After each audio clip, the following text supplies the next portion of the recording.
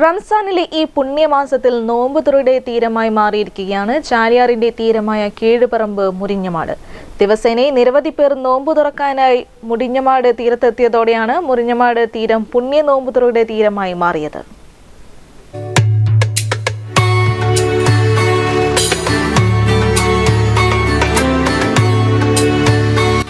കോഴിക്കോട് മലപ്പുറം അതിർത്തിയായ കീഴുപറമ്പ് മുരിഞ്ഞമാട് തീരമാണ് റംസാനിലെ ഈ പുണ്യമാസത്തിൽ നോമ്പു തുറക്കാൻ ആളുകൾ എത്തിയതോടെ പുണ്യതീരമായി മാറിയത്.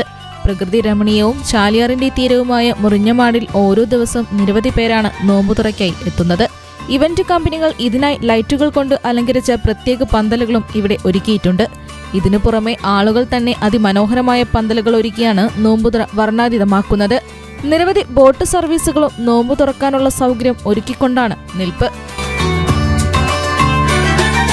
കഴിഞ്ഞ വർഷം മുതലാണ് ഇവിടെ സ്റ്റാർട്ട് ആയത്. എന്റെ മുമ്പത്തെ വർഷം ലോക്ക്ഡൌൺ എന്തൊക്കെ ആയിട്ട് ഇല്ലേന്. കഴിഞ്ഞ വർഷം മുതലാണ് തുടങ്ങിയത്. ഇവിടെ ഓരോ ഇവന്റുകൾ നടത്താണ്. കാറ്ററിംഗ് ഇവന്റ്, പിന്നെ ആൾക്ക് സ്വന്തമായിട്ട് വരണമെങ്കിൽ അങ്ങനെയും വരാം. ലൈറ്റ് ഒക്കെ വെച്ചിട്ട് ചെയ്യാം. നാട്ടുകാരെ പെർമിഷൻ എന്തൊക്കെ വേണം ഇവിടെ. എങ്ങനെ നമുക്ക് ഡെയിലി ഉണ്ട്, വർക്ക് ഉണ്ട്. ഫുഡ് നമ്മള് കോംബോ ആയിട്ട് ഓഫറായിട്ട് ഇങ്ങനെ കൊടുക്കലാണ് റംസാൻ ആകുമ്പോൾ.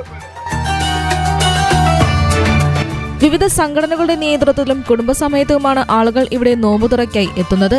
മുക്കത്തെ പ്രമുഖ യുവജന സംഘടനയായ JCA മുക്കം മൈത്രിയുടെ കുടുംബസമേതമുള്ള നോമ്പുതുറയും നടന്നു. തീരത്തിന്റെ മനോഹാരിതയും പ്രകൃതി സൗന്ദര്യമാണ് നോമ്പുതുറയ്ക്കായി മുരിഞ്ഞമാട് തിരഞ്ഞെടുക്കാൻ കാരണമെന്ന് JCA മുക്കം മൈത്രി പ്രസിഡന്റ് ഹനീഷ് പറഞ്ഞു.